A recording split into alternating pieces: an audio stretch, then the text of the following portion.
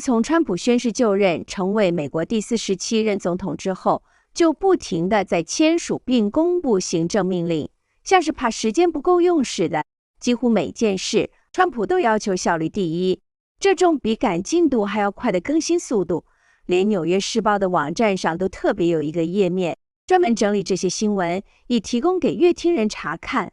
但是在明确的让美国再次伟大的目标底下，川普最近的国际策略出现了让人看不懂的路线。Prime Minister Benjamin Netanyahu is in Washington as the world is processing a stunning proposal from President Trump that would upend decades of U.S. policy in the Middle East. The president is calling for U.S. ownership of Gaza and relocating the 2 million Palestinians who live there to other countries. Trump adds that will then give the U.S. an opportunity to develop the area into a worldwide destination. He also says he's not ruling out military force to make this happen. I'm confident that with his global megaphone, the U.S. will take over the Gaza Strip.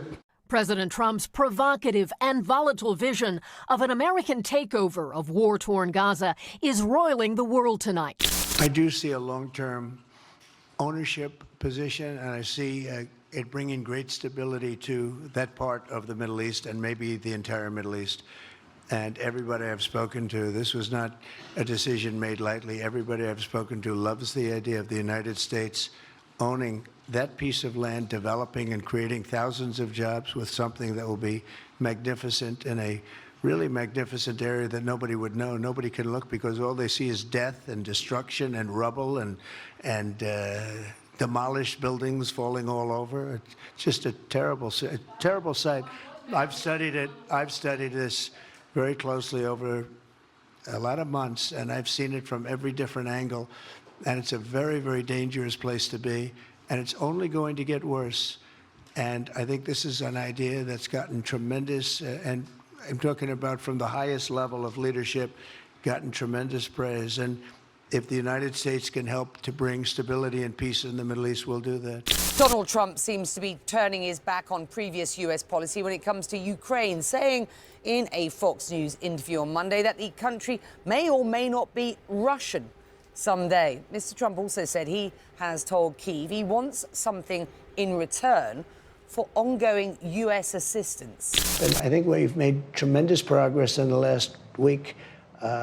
We're dealing with the Russians. We're dealing with the Ukrainians. I think there's going to be something done, I hope. Zelensky says that he's up to doing some equity deal where you get rare earth minerals or something. I've asked them, look, the United States is in for more than $300 billion, probably $350, and Europe's in for probably $100 billion. We're in for more than twice, maybe even 3 times what they are. This should have never happened. Biden should have never let that happen. Ukraine, though, you think you can get a deal? Do you keep sending American weapons until you do? No, what I'm saying is the following. They have tremendously valuable land in terms of rare earth, in terms of oil and gas, in terms of other things. I want to have our money secured because we're spending hundreds of billions of dollars. And, you know, they may make a deal, they may not make a deal, they may be Russian someday, or they may not be Russian someday, but we're going to have all this money in there, and I say, I want it back. And I told them that I want the equivalent, like $500 billion worth of rare earth, and they've essentially agreed to do that. So at least we don't feel stupid. 明明选前川普就表态，对替别国出头打仗这件事情他不感兴趣，可是却在上任后出现戏剧性的转折。无论是在记者会上突然抛出的接管加萨说，还是接受电视专访时，突然感慨介入俄乌战争这么久，花这么多钱，什么也没有拿到，都让外界雾里看花，不明白川普的让美国再次伟大的深层含义，该不会指的是领土扩张的帝国主义？但深入去看川普想要的东西，不难发现，他其实正在盘点手上可以掌握的资源。期望在面对这场美中无可避免的中叙一战时，他不会输在自己的强项上。Prime Minister Justin Trudeau called a last-minute economic summit today to discuss the threat of U.S. tariffs. Now, he addressed hundreds of business, labor, and policy experts this morning in Toronto, vowing to bring free trade across Canada. But it was his comments behind closed doors that are garnering the most attention. I suggested not only know how many critical minerals we have. That may be very part of why they keep talking about absorbing us and making us very dangerous. They are very aware of what we have, and they very much want to benefit them. But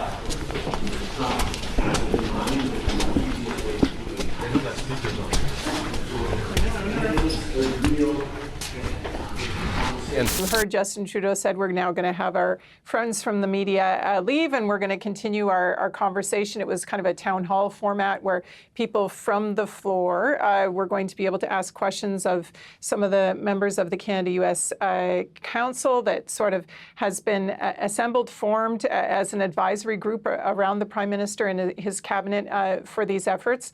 But caught on tape and also heard by some print journalists as well who are also filing on what they heard, some of them hearing a little bit more than what our actual recording caught. But what I can tell you is that it had to do with what was originally portrayed as a bit of a joke on Donald Trump's part, this 51st state stuff that he kept leaning into and talking about. But it suggested that actually this is serious now, that in the minds of Justin Trudeau and his cabinet and key decision makers, they no longer believe that this annexation stuff is a joke in the mind of Donald Trump.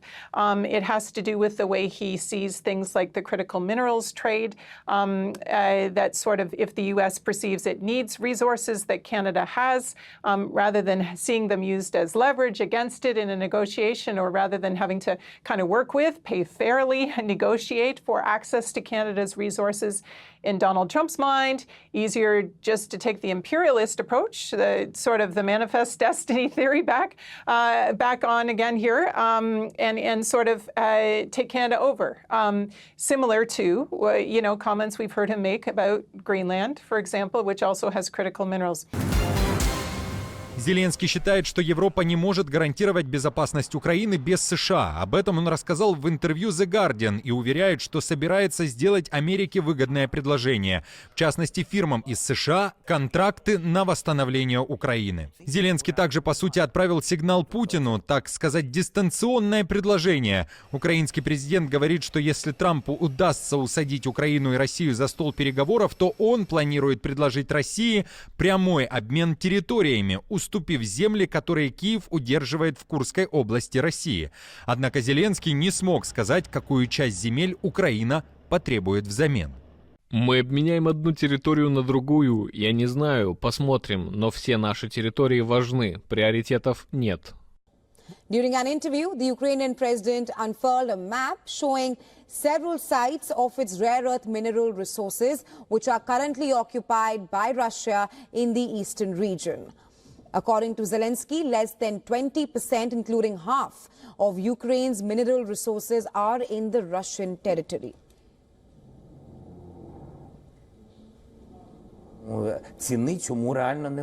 These deposits are priceless. It is huge amounts of money, huge. That is why we need to protect it. So if we are talking about a deal, that's what the Americans want, then let's do a deal. We are only for it. Let's do the deal. 从溯源来看，美中贸易战是川普掀起的，但同时也是因为川普看见了巨大的贸易赤字，为了拯救美国财政才做出的决定。但非常可惜的是，他开了头，还没有机会做调整，白宫主人就换成了拜登。而接下来的4年，美国跟中国的贸易战越战越拧，拜登在晶片上的层层封锁，坏了中国科技的升级大梦，逼得中国不得不放大决。采取限制关键矿物出口，这一招让商人总统川普回神，缺了关键矿物的供应链，美国许多重要制造业的未来就是想飞也飞不起来，所以川普只能在国际间不断去寻找建构他心中帝国里缺失的板块。可是中国在拜登执政的4年里学会的教训，是川普远离白宫4年里无法想象的。For the wheels of a Tesla to spin, or sound to come out of your iPhone, they all require a tiny piece of metal called neodymium. It helps turn electricity into motion, and it's one of 17 important minerals called rare earths, which are in many of the electronics we use every day. But now, your tech could be under threat. Well, the fundamental challenge is the complete and total dominance of China. In the past few years, 80% of U.S. rare earth imports have come from China. Yeah, we don't actually have a reason for this from the Commerce Ministry, but the context is pretty clear. Of course, this is an environment where the U.S. has curbed chip-making technology. This doesn't affect the export of rare earths themselves, but the technology needed to process them. China's also got about 2/3 of the mining tied up, almost all of the refining as well, 100% of heavy rare earths, 85% of the processing of light rare earths. So China, obviously, through this move, gets to protect its market dominance here. Rare earths, the name's a little bit misleading. They're not particularly rare, but they are extremely hard to extract and process, and they're essential for technology for all sorts of things, mainly green tech, wind turbines, electric vehicles, but military hardware as well. So just again, this does not affect shipments of the finished product, but the technology required to process it, and that's going to make diversification away from China a lot more difficult. Rare earth elements are easily confused with rare metals. Rare metals are a collection of elements used in emerging technologies such as batteries, aircraft engines, and touchscreens. Rare metals are not in any way related to each other on the periodic table. These elements are not actually rare, but just rarely found in extremely condensed quantities. This factor makes it extremely hard to profit when mining rare earth elements. Rare earth elements have dynamic abilities and are used in fields from batteries to magnets to solar panels. Demand for rare earth elements is expected to increase between 3 to 7 times by 2040. So it's safe to say that whoever controls rare earth elements will have a head start on a sustainable future. However, a patent analysis done on rare earths-related research found a decline in American-based rare earths patents, while non-American patent filings surged. China's technology export restrictions on rare earth magnet refinement and production are reminders of its continued grip on parts of the value chain outside of simple extraction. Their mines might produce less of the global supply as new mines in Australia or Vietnam come online, but Chinese facilities still refine and manufacture over 90% of the world's rare earth magnets.